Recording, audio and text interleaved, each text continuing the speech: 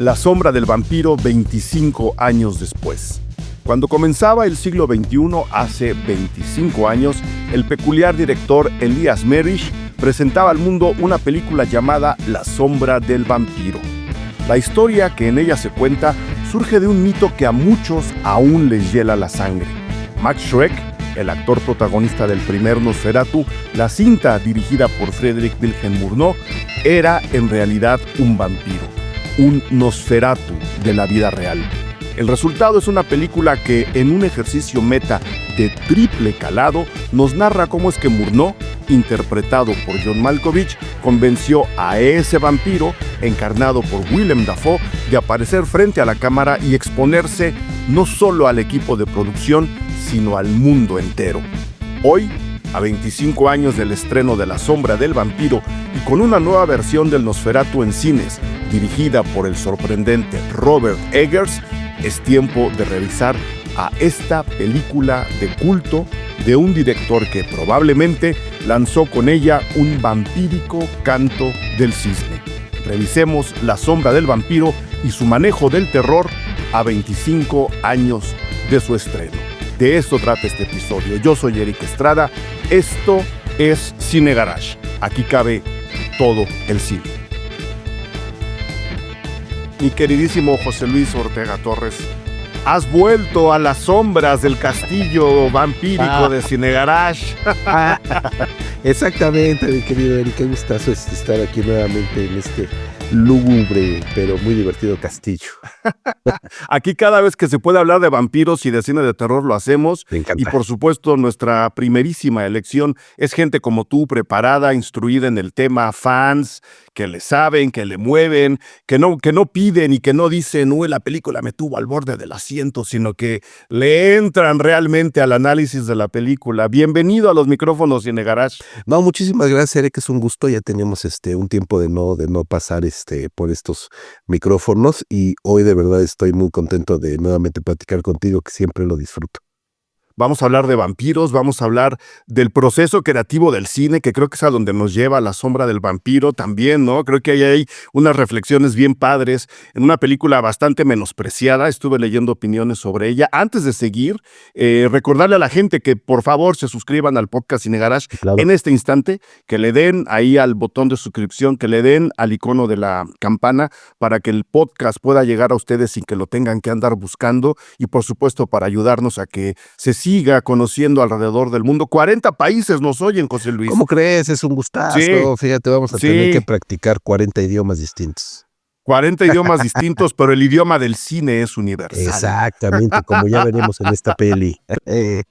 Estuve leyendo, como te dije, varios comentarios alrededor de la película, tanto de la época en que se estrenó, que es hace 25 años, La sombra del vampiro, la película de Elias Merich, o Merige, como le quieran decir, cumple nada menos que 25 años. En el mismo año en que se estrena, la película de Robert Eggers, la nueva versión del Nosferatu, que también se hace casi 100 años después de la original, por 2 años nos falló ese número. Hace 25 años que se estrenó esta película. En su momento hubo mucho entusiasmo alrededor de ella, aunque luego al propio Merige se nos perdió ahí en las sombras, no tuvo realmente mucha relevancia después, una especie de maldición de las películas de vampiros, pero mucha gente que la descubre después, muy cercanos a nuestros tiempos, lo cual tampoco me extraña, dicen que es una burla al original. Y fíjate, yo no estoy diciendo nombres, pero bueno, con poner ahí TikTok Cine México van a encontrar los primeros nombres que se encuentren. Leí opiniones realmente lamentables. Gente que se burla del Nosferatu original, el del 22, el de Murnau. Dice que esta película caricaturiza a aquella película de la que ya se están burlando también, es decir, no les gusta nada. En pocas palabras, sienten que esta película, en particular La sombra del vampiro, que a mí me parece súper interesante, es una especie de explicación del Nosferatu, cuando en realidad, según yo, va desde el terror y desde los procesos creativos del cine bastante más lejos, sin necesidad de ser oscura, densa, ¿no? Y laberíntica. Creo que es una película homenaje al cine, homenaje a Murnau, y no sé qué opinas tú, no solo de estos comentarios, sino de La sombra del vampiro en general, como para irle dando sustancia al podcast, mi querido José Luis? Es una película, La sombra del vampiro, que tiene un origen extraño, que tiene un origen tan extraño como su propio director. Hay que decir que Elias Merish, yo siempre he pronunciado Merish, la verdad, Merish. no tengo idea cómo se pronuncia, ¿no? De hecho sería Elias Merish, Elias. que es neoyorquino el tipo. Es un cineasta, porque sigue vivo, aún sin filmar. Él surge de la escena del teatro, ¿no? Del teatro experimental, del teatro avant-garde, del teatro vanguardista, del teatro off-Broadway. Y como tal, comienza a experimentar en el cine con una película muy de culto, muy extraña, muy poco conocida en cuanto a imagen, pero hay mucha literatura acerca de esa película que se llamó Begotten. Ajá. Una película que va sobre el terror, evidentemente, pero va sobre un estilo de terror filosófico, atmosférico, muy extraño. Una película del año del 88, 89, no recuerdo. Y desde entonces, vamos a suponer que 89, pasan más de una década sin filmar, viviendo del culto a la película que Begotten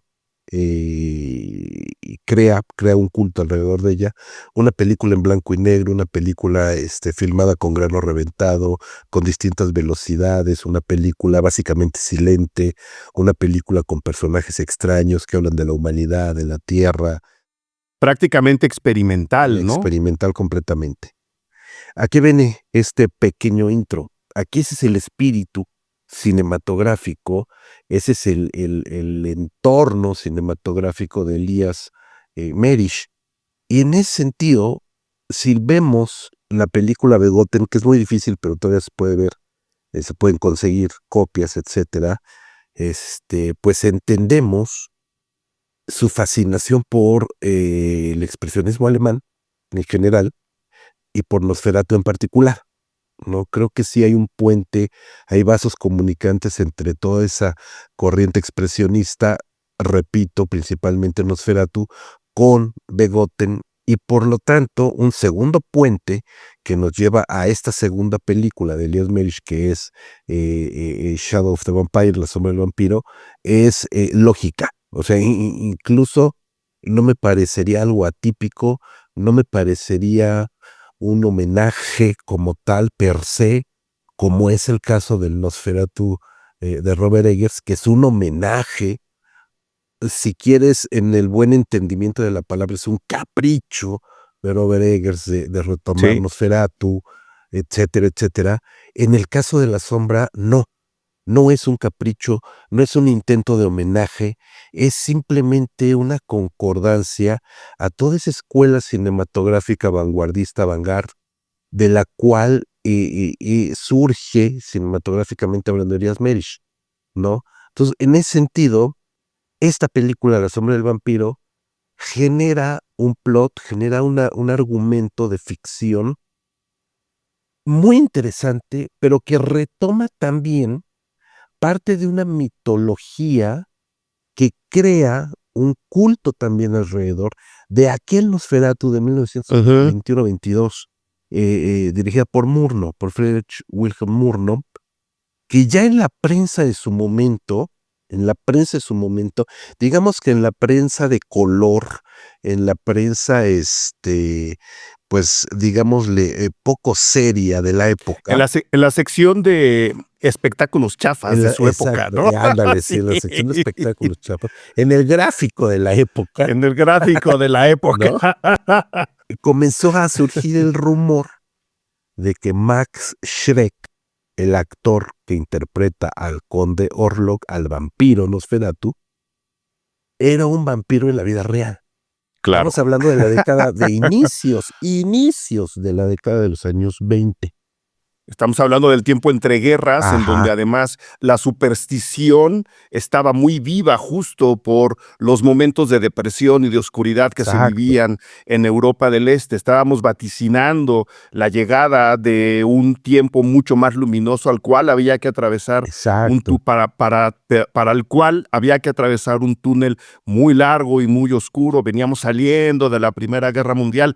Era normal que estas cosas llegaran a la prensa y a las pláticas y a las sobremesas, a la cena de Claro. Navidad, ¿no? Imagínense nuestros queridos, escuchas, que películas tan básicas, tan simples, tan comerciales, como en su momento fue, 3 cuates que adoptan a una niña, ¿no?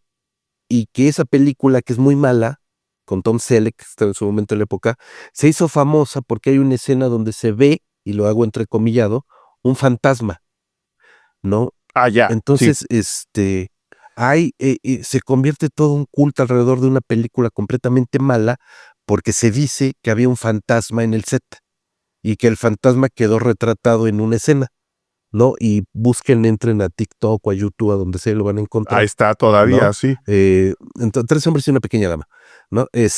Y entonces, imagínense en el año 22, cuando no tenemos videos, cuando no tenemos redes sociales, cuando no tenemos, pues, los celulares que graban todo en todo momento, a alguien se le ocurre decir, porque Max Schreck era un actor desconocido para el incipiente mundo del cine alemán, pero que trabajaba en teatro, era un actor de Ajá. teatro, como muchos, como Henry Gallin, que protagoniza el Golem, como muchos, ¿no?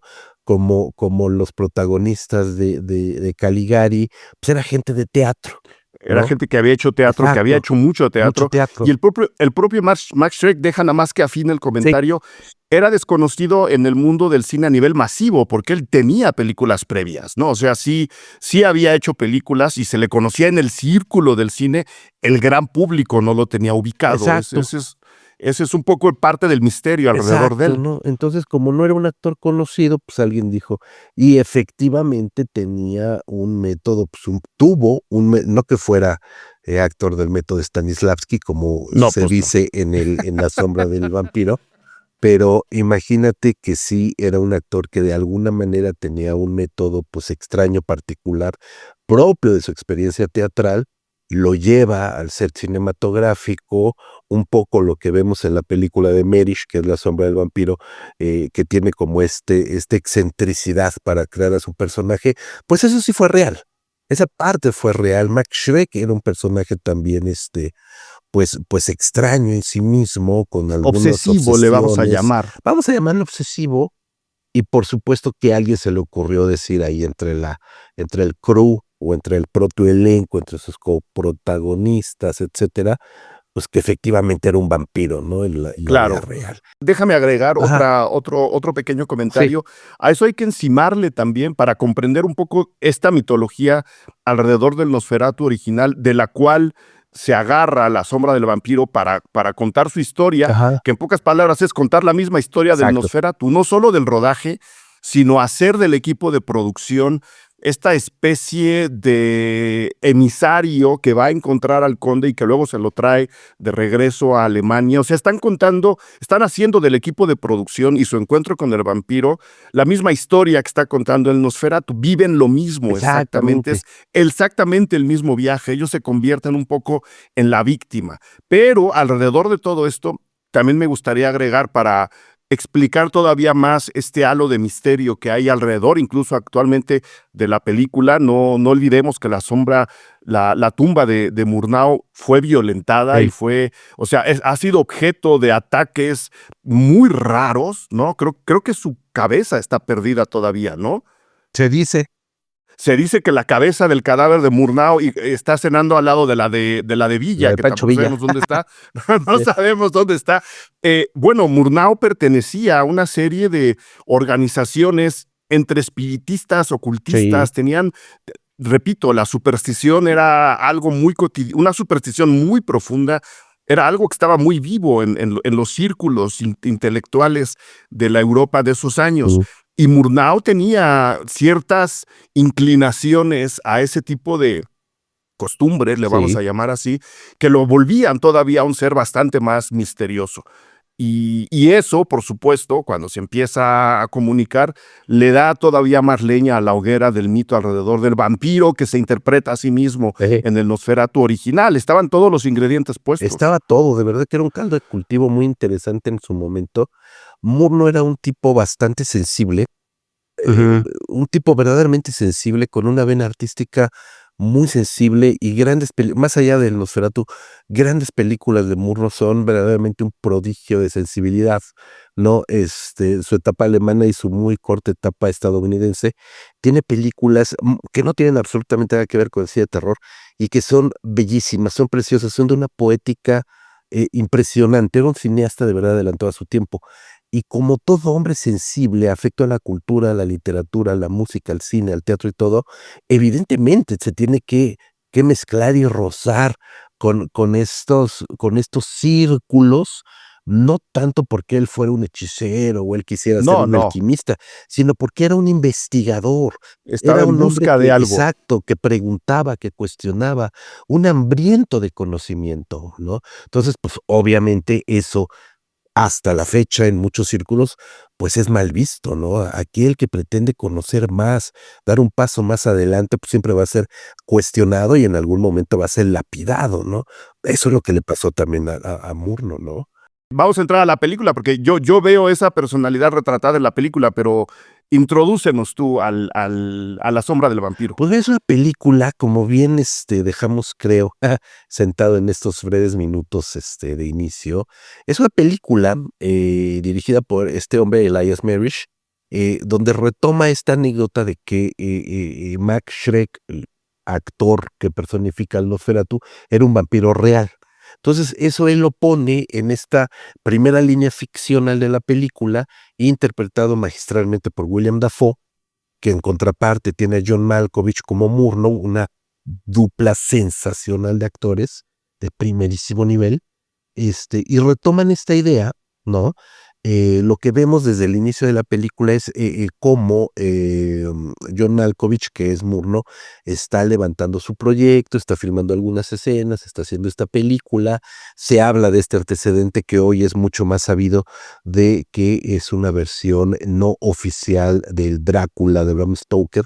Se menciona el ya sabidísimo hecho de que la viuda de Stoker no le vende los derechos, entonces él pues cambia el nombre del personaje, cambia las locaciones, bueno, de los personajes, cambia la locación a Alemania y entonces crea Nosferatu con el conde Orlok. Pero en realidad estamos viendo una versión apócrifa, en su momento hay que decirlo, de Drácula. Entonces, Claro, como tal, tenemos lo que ya vemos en Drácula, el viaje del hombre bueno recién casado, que se va a visitar al conde para venderle una propiedad. Vamos a ver el viaje, el famosísimo viaje del Demeter, vamos a ver su llegada al continente, etcétera, etcétera, ¿no?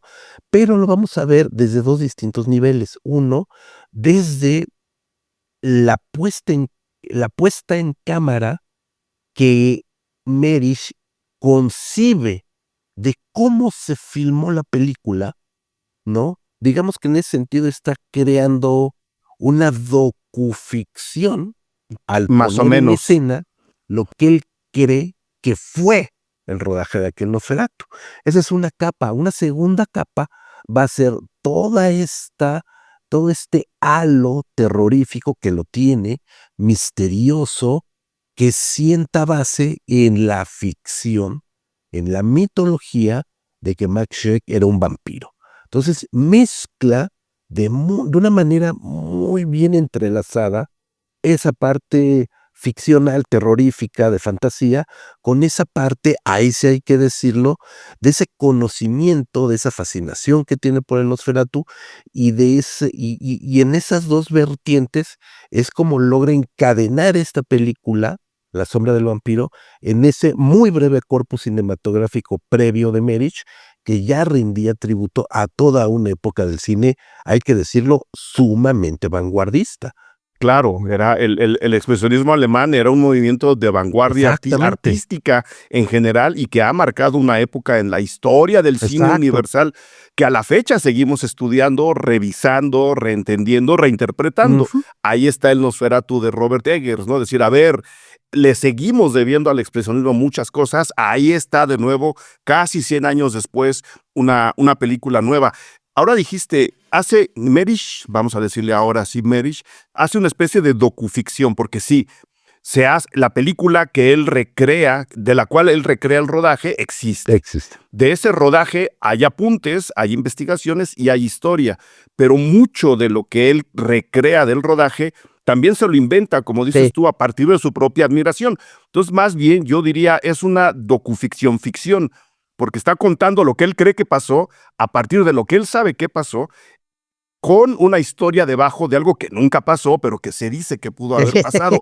Es un Exactamente. juego meta que a mí cada vez que la veo me parece súper divertido porque estás entrando y saliendo de las tres historias al mismo tiempo y lo que ocurre es que te empapas del amor. Por eso decía yo que la película es un homenaje al director, tanto como a la película misma, la original. Te empapas del amor del señor Friedrich Wilhelm Murnau al cine propio y en particular a este proyecto, que es el proyecto hasta donde yo tengo entendido que lo lanza a la fama universal. Sí. Es además una película histórica. Entonces, yo creo, y por eso te decía, que estaría interesante hablar también de lo que esto que acabas de describir representa y simboliza más allá de la película misma. Pero primero, por favor, termina con tu descripción de La sombra del vampiro. Técnicamente está muy bien, creo yo.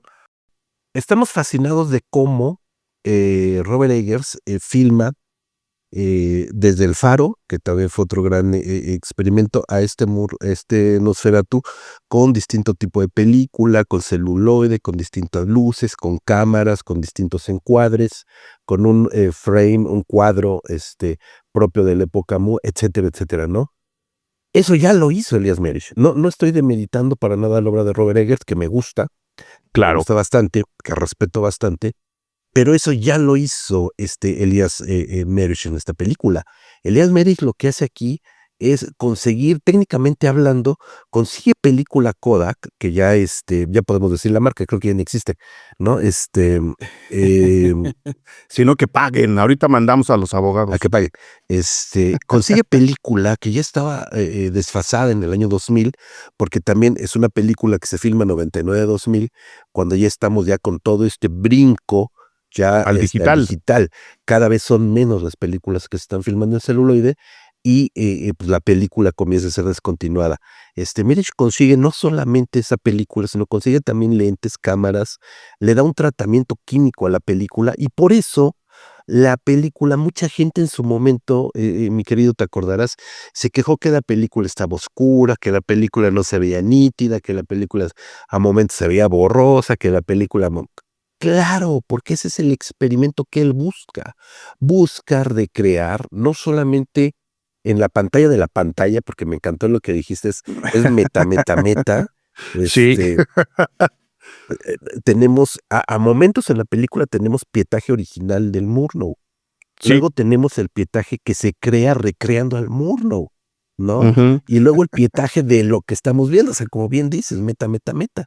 Entonces, lo que busca es que eso que él está filmando en la ficción, cuando vemos interactuar a Max Schreck con Fritz Arno Warner, que es el director de fotografía, que va como en feria, cuando lo vemos interactuar con su coprotagonista, la chica, cuando lo vemos evidentemente con Malkovich Murnau, toda esa parte, y que es la ficción, netamente ficción, también la busca filmar dándole ese aspecto de película de la década de los 20. O sea, no nada más se trata, como Pero en el color. 99% de las películas, de recrear la escenografía, de recrear los props, de recrear los vestuarios, de recrear los peinados, ¿no? Pero la imagen súper limpia, súper iluminada, súper cuidada, súper plástica, súper contrastada de color, porque pues así no se veía, ¿no?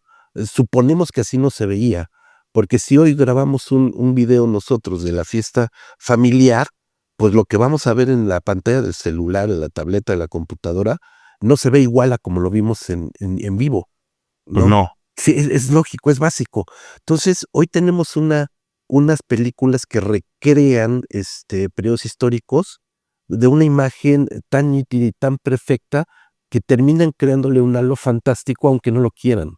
Aunque no quieras, hay gente que ha dicho que el HD es antinatural, Totalmente. porque estamos viendo películas que, como dices, no sé, o sea, cuando uno deja de ver la pantalla y voltea a la puerta del cine o sales al baño, el mundo no se ve en HD, no en ese No, HD. no. Entonces, tenemos ahí una pelea rara con la alta definición, que películas como estas luego nos dicen, oigan, el cine se sentía de esta forma, Exacto. podemos voltear a verlo de nuevo, ¿no? Exacto. Y entonces en el 2000 lo que hace Merish, también con una sensibilidad artística propia, es voltear, como bien dices, la mirada hacia los años 20 y filmar la parte de ficción como si fuera una realidad del siglo XX, digo, de los años 20, ¿no?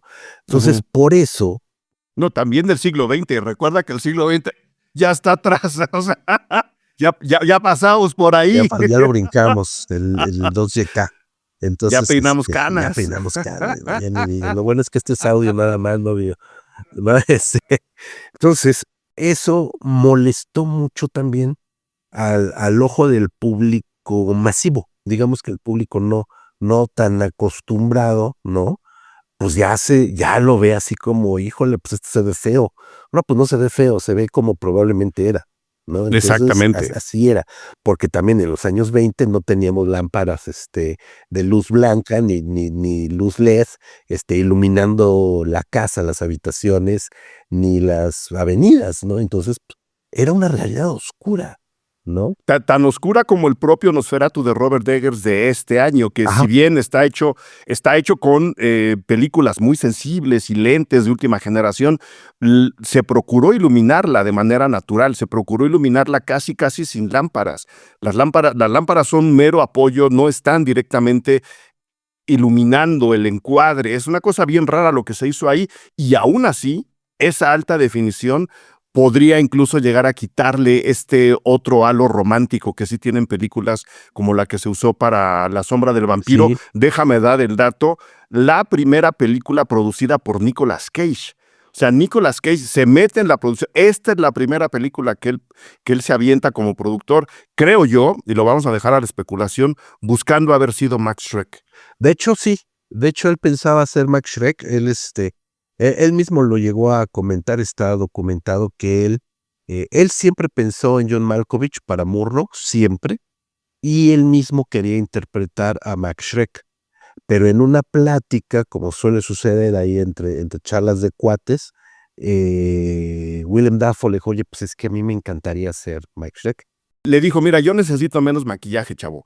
O sea, para reducir costos de producción, me toca a mí. Y además, hasta donde sé, el papel de Max Schreck en esta película, En la sombra del vampiro, fue escrito para Willem Dafoe. O sea, ya si luego Nicolas Cage se lo quería robar, pues yo creo que ahí alguien le dijo, señor, lo escribimos para este señor, que además, hablando de rebotes dentro del cine, Nicolas Cage quería ser Max Schreck. No se le hace y termina interpretando a Drácula hasta Renfield. Exacto. Ya en nuestros años, o sea, se convierte en vampiro ya en Renfield, una comedia de terror que a mí me parece fabulosa. Y Willem Dafoe aquí interpreta al vampiro, a Nosferatu, y en el Nosferatu de Robert Eggers interpreta al cazador de vampiros, que es este alquimista rarísimo que nos presenta Robert Eggers, es decir, la contraparte del vampiro que ya había interpretado. Son coincidencias que a mí me hacen reír mucho, mi querido José Luis.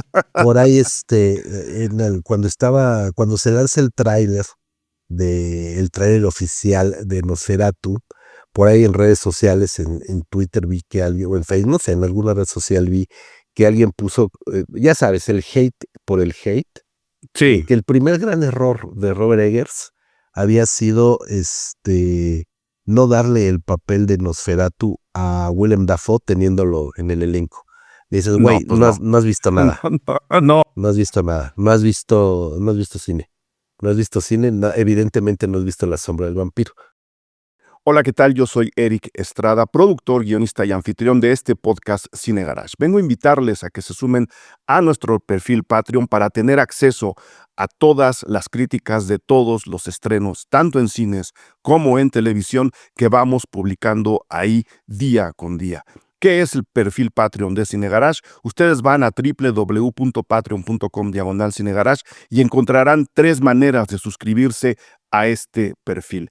Cada uno de estos niveles les da acceso a distinto tipo de contenido y ustedes, pagando una pequeña cuota mensual, tienen acceso a ese contenido durante todo el mes. Y así, mes con mes, hasta que completemos el año y sigamos haciendo de este podcast uno de los más escuchados en todo México. ¿Por qué lo digo? Porque la gente, al hacer su aportación, nos permite con ese pequeño dinero seguir produciendo este podcast Cine Garage semana con semana. Así que en este caso, de manera personal, mil gracias a Pablo Guillén, Jorge Loria, Ana Paulina Rivera Rosas, David Vázquez, Estefanía Ocampo Pérez, Fabio Alexander Barreto, Hortensia Ortiz, Francisco Haslasher, Andrés Durán, Miguel Pulido. Ellos y ellas ya son Patreons de Cine Garage, ya cuentan con el acceso a nuestro contenido exclusivo, que incluye también entrevistas, cobertura a festivales, entradas a premiers de cine. Súmense ustedes, ayúdenos a que este podcast se siga produciendo. Les esperamos en www.patreon.com/Cine Garage. Ahí hay más contenido, ahí hay más discusión alrededor del cine. Ahí les esperamos. www.patreon.com/Cine Garage. Hablando de haber visto películas, de haber visto cine, no sé si quieras agregar algún otro dato técnico trivial de la película, que luego no viene mal conocer las trivias, como la participación de Nicolas Cage en la producción y todo aquello. Me gusta también, justo para callar estas opiniones baratas es en realidad una caricatura del Nosferatu, cuando ya se habían burlado del Nosferatu. Creo que la película habla de muchas más cosas, más allá de contar la historia de Murnau, de Max Schreck, del vampiro, de la película misma. Creo que jugando ya con la simbología de la película, podemos ver muchas cosas en el vampiro. El vampiro este vampiro de La sombra del vampiro puede representar muchas cosas en alguien que hace cine y en alguien que le gusta ver cine, como era el propio Merish, ¿no? Ujú. Me voy a aclarar a ver si estamos de acuerdo. En muchos momentos de la película, este vampiro, en una lectura rápida, instantánea, creo, mientras estás viendo la película y conociendo los procesos del cine, uno diría, el vampiro este vampiro es una especie de lo que después van a ser los grandes estudios en Hollywood y en el cine universal. Esta gente que pide y pide y pide y que quiere controlar y que te pone trabas todo el tiempo, porque es lo que hace este Max Schreck, y que se pelea con el director, que tiene que decirle, esta es mi película y tú haces lo que yo quiera. No sé si tú alcances a ver estas otras lecturas que yo le encontré, por lo menos en esta revisión que hice para este podcast, José Luis. Bueno, sí, es muy interesante lo que dices, porque efectivamente, el gran monstruo del cine, y hablando en específico del cine de Hollywood, el gran monstruo del cine hollywoodense es el actor, es la estrella, the star, ¿no? La estrella que al final termina engullendo no solamente la parte más sustanciosa del presupuesto, con sueldos verdaderamente estratosféricos. Eso ya es vampírico en sí mismo, ¿no? Le está chupando la sangre a todos los... Claro, dentro de la anécdota de la Ujú. película, un poco convencer a este Max Schreck, que es completamente irreal, es ofrecerle prácticamente la vida de su coprotagonista, ¿no? La vida de Greta Schroeder. Y el director tiene este compromiso con el actor, que le está pidiendo algo completamente irreal. Cuando acabemos el rodaje, le puedes De las chupar la cenas, güey. sangre.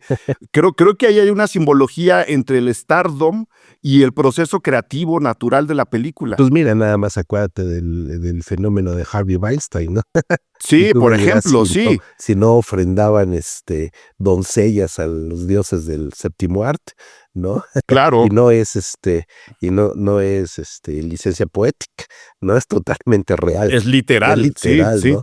Sí, fíjate que a mí los dos personajes me parece que sí son no propiamente una comedia o una satirización del mundo de No, Hollywood, visto también, y eso hay que decirlo, visto por un cineasta, así como es un director de teatro off-Broadway, pues también es un director de cine off-Hollywood, ¿no? Eso también hay que claro. decirlo, tanto en su obra teatral como cinematográfica. Elias Marish se ha mantenido al margen de los grandes estudios, al margen de las grandes producciones y digamos que en la acera de enfrente, ¿no? Entonces, eso le da de alguna manera, hay que decirlo, cierta autoridad moral como para señalar con índice de fuego algunas de las taras propias de la industria. En ese sentido, por supuesto que hace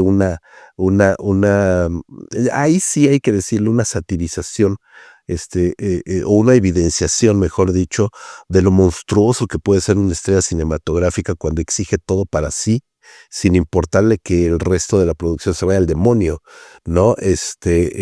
Comienza literal, comienza a chuparse a todos los miembros, Sí, a asesinar a uno, a acabar uno con el por director uno. de fotografía, a terminar con todos, pues casi que por berrinche, ¿no? Y pues trasladado a la realidad podríamos decir que pues por una satisfacción del ego desmedida, que hemos sabido que grandes proyectos, grandes películas, actrices, perdón, actores, bueno, ahora también está de moda la palabra actora, actrices, actores, terminan sacrificando a su propio ego toda una producción cinematográfica, ¿no?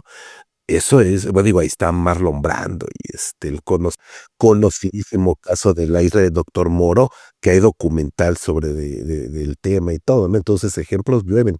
Pero también tenemos la contraparte, porque sí, hasta eso es una película bastante balanceada, en la megalomanía de Murnau. Una megalomanía que hay que decirlo es totalmente ficcional, porque se sabe que Murnau era, si no un pan de Dios, por lo menos sí un correctísimo caballero. Jamás trató mal a su crew, ni a sus actores, ni a sus No puedes actrices. filmar Amanecer siendo mala persona, José Luis. O sea, no, no se puede. No se puede. Esa película no la hace una mala Una mala persona. persona, sí, exacto, sí, tal cual. Exacto, tienes toda la razón. No podía decirlo mejor. Entonces, pues esta megalomanía que vemos por parte de este ficcionalizado Murnau, pues también nos pone al otro lado de la moneda, que es Claro. justamente el director megalómano que pasa por encima de lo que sea con tal de construirse a sí mismo un, un altar, ¿no? Básicamente.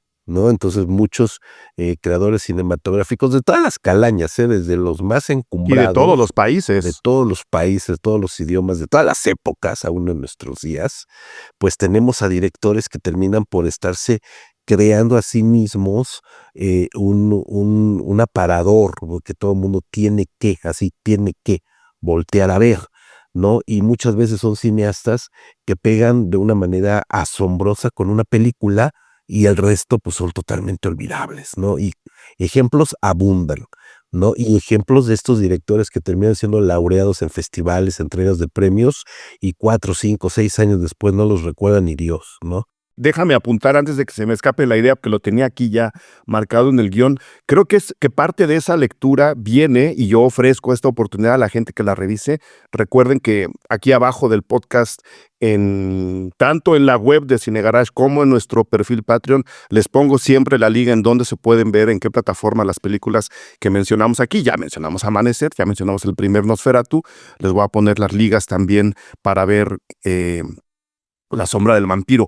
Creo que esta lectura, y repito, esa es la invitación que le hago a la gente que nos escuche, esta lectura del director megalomaníaco podría surgir si vemos en esta sombra del vampiro a Mashrek y a Murnau como como la misma persona. Si ellos fueran la misma persona, si el vampiro fuera una especie de proyección del director, que hay muchas oportunidades dentro Mm. de la película para hacerlas, uno sería la versión diurna, el otro sería la versión nocturna de la misma persona, es decir, luz y oscuridad.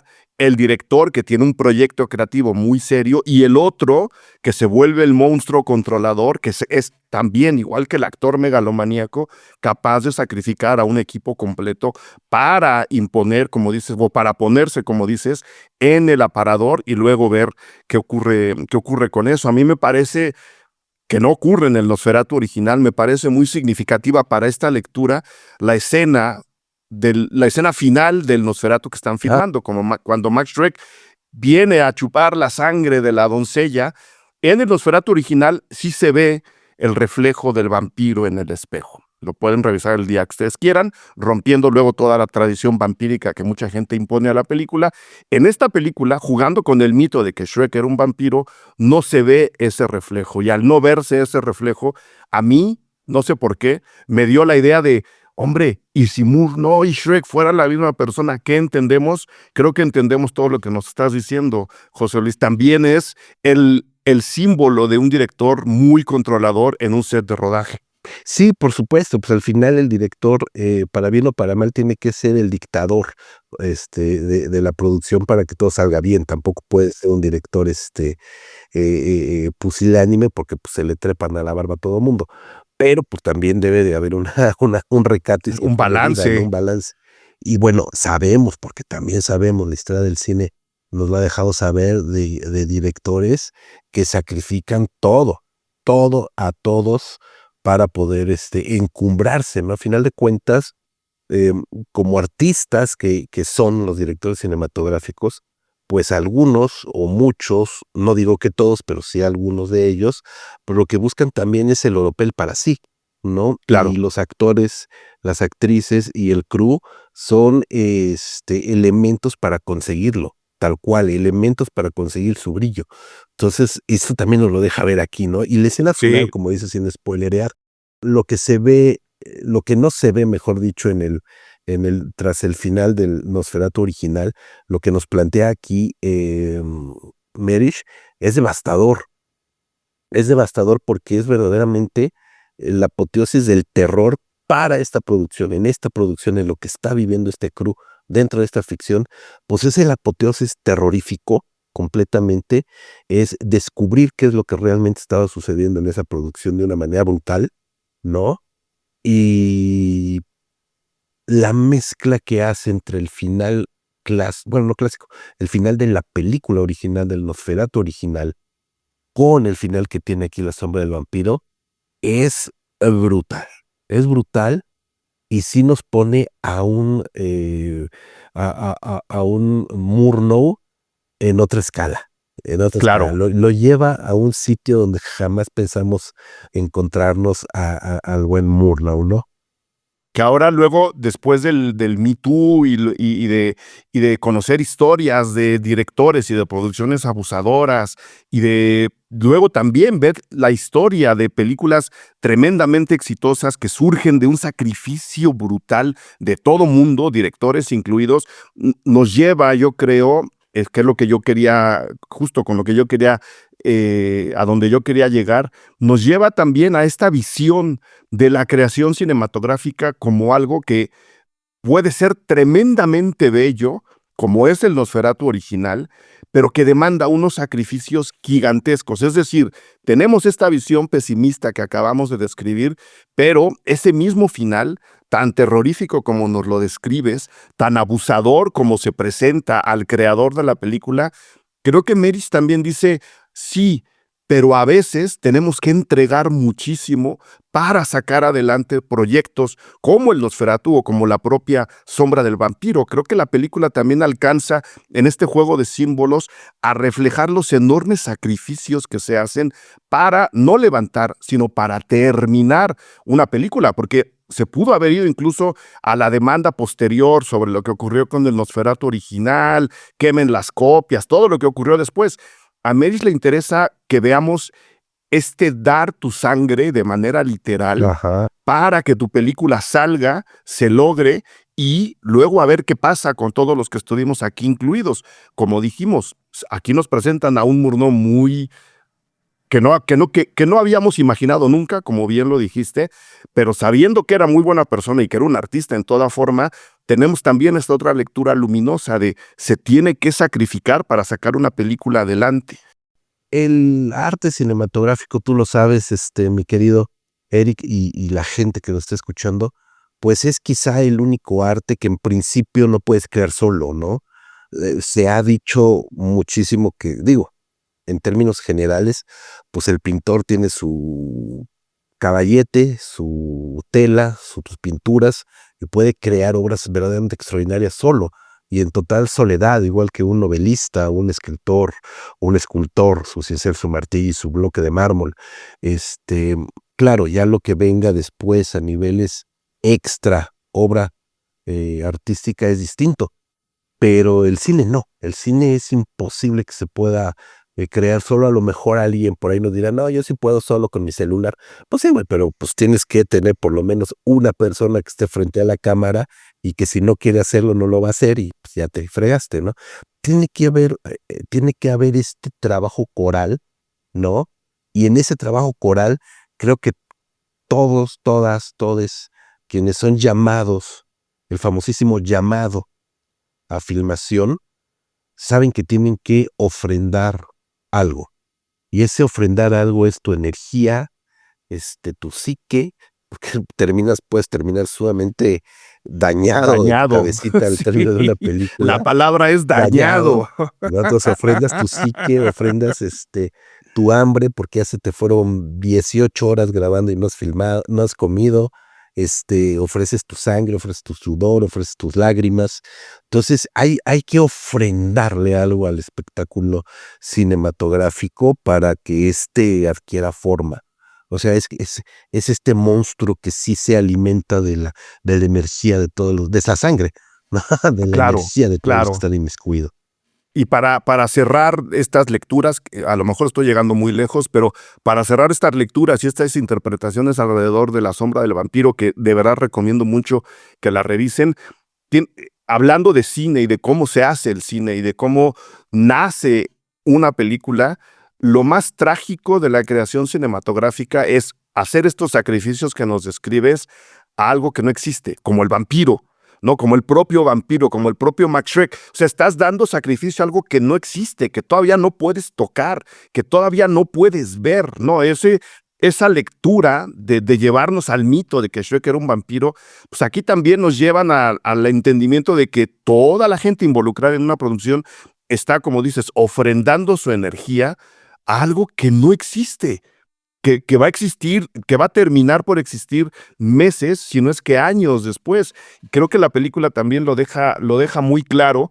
No quiero dejar de dar el último apunte luminoso de mi lectura, a favor o no, porque incluso mucho de lo que se le critica al Nosferatu de Robert Eggers es que le quita la idea de la maldición al vampiro de la vida eterna.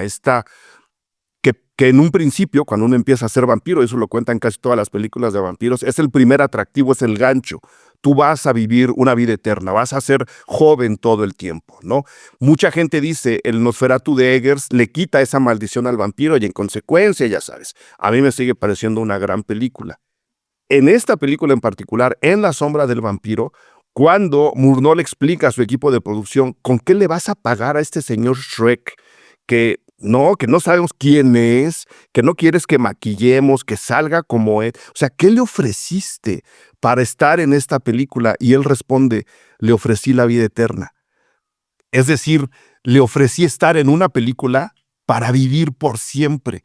Esa frase y esa última lectura que caché ahora revisando la película me parece válida porque ha aparecido en muchas películas contemporáneas después de presentarnos todos los sacrificios que atraviesa el equipo de producción. No quería dejar de mencionarla, José Luis. No, y fíjate que ahora que lo dices, pues sí, el cine como tal, como arte, uno es intangible, ¿no? Porque al Sí, final, pues tú puedes, digo, en términos reales podrías tocar la Mona Lisa, pasarle tu manita a la Gioconda y podrías pasarle tu mano, a la Piedad, ¿no? A esta escultura, podrías pasarle la mano, ¿sabes? O sea, finalmente son objetos tangibles, son obras de arte que son tangibles, que existen en 3 Que están ahí. dimensiones, ¿no? Que están ahí. El cine en realidad es intangible. O sea, tú vas a ver una película, pero no puedes tocar lo que estás viendo. O sea, es algo intangible, es una representación de una o miles de realidades o no. Tan simple, ¿no? Entonces es algo tan intangible y por lo mismo imperecedero, ¿no? O sea, a final de cuentas, sí, claro, y dices, ay, pero si se quemaron chorros de películas, bueno, ya sabemos, en la Cineteca, etcétera, ¿no? O ya se jodió el DVD, ya no lo lee mi computadora, el disco, DVD, Blu-ray. O sea, sí, o sea, el objeto físico ahí está, y podemos tocar el rollo de celuloide, podemos tocar el DVD, el Blu-ray. Hoy en día ya no podemos tocar, el streaming, porque está en una nube. Aquí arriba de mí tengo millones de datos, ¿no? Y ahí están, ¿no? No los puedo tocar, ¿no? Esa data. Y en ese sentido, esa permanencia vampiriza a los que están adentro de ellas. O sea, Marilyn Monroe, la única diosa que ha tenido a bien pisar esta tierra, esta dimensión, ahí está, joven y bella por toda la eternidad, ¿no? Como nuestro queridísimo Pedro Infante. Ahí están jóvenes, bellos y guapos por toda la eternidad y se alimentan cada vez que nosotros los vemos, ¿no? Claro, de nuestra Se energía. alimentan de nuestra energía, y permanecerán, ¿no? Entonces, yo creo que por eso ahora que se han intentado, que se han querido y que se han hablado tanto de proyectos a partir de la inteligencia artificial, de volver a hacer películas, nuevas películas protagonizadas por Marilyn Monroe, por Elvis Presley, por Marlon Brando, por Pedro Infante, por Chachita, pues la mayoría de la gente lo ve hasta con rechazo. O sea, no Claro. es una buena idea, ¿no? O sea, se rechaza de inmediato porque no puedes traer a la vida eso que está permanentemente ahí. Entonces es interesante y de alguna manera pues es vampírico también, Es vampírico en el mejor de los sentidos, en digamos, el ¿no? sentido artístico. En el sentido artístico. Así que ya lo saben, chicos, chicas, cuando vean una cámara, peínense, porque quién sabe hasta cuándo va a No, vivir esa sí, imagen, ¿eh? sí, sí, sí, sí, sí, sí. Váyanse todos los días, peínense, porque la cámara los va a inmortalizar. José Luis Ortega, ¿algo más que quieras agregar sobre La sombra del vampiro? Peliculón. Hay que verla, es una película que se debe de ver, afortunadamente, no en las mejores condiciones, hay que decirlo, pero sí me topé por ahí que a partir de Nosferatu de Robert Egger, distintos foros alternativos, por llamarlos de alguna manera, Sí, pues sí, pusieron las dos Nosferatu. Hay que hablar también del Nosferatu de Werner Herzog, claro. 79. Entonces pusieron ambas películas y también pusieron La sombra del vampiro.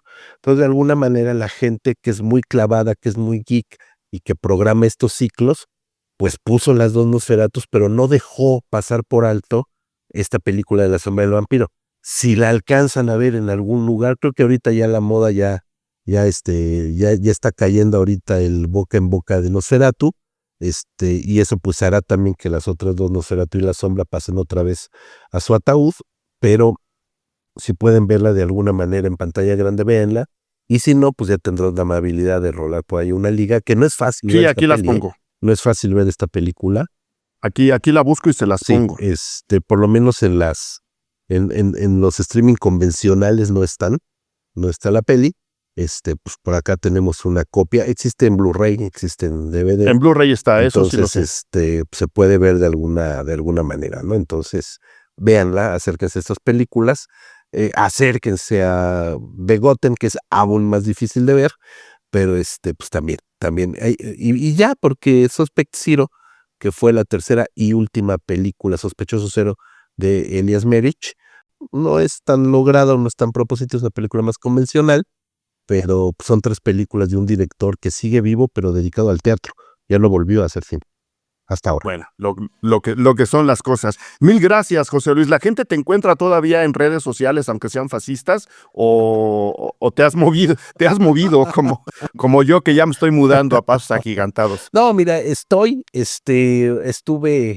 fíjate que te agradezco también la invitación porque estuve prácticamente en un año y medio sabático dedicado Sí. a otras cosas totalmente personales y alejadas del cine, pero en este 2025 estoy retomando ya el hilo y pues me podrán encontrar ahí Facebook, X, aunque no soy muy activo, pero poco a poco estaremos retomando más el paso ya, volviendo ¿Cómo a lo estás en sabático. Facebook?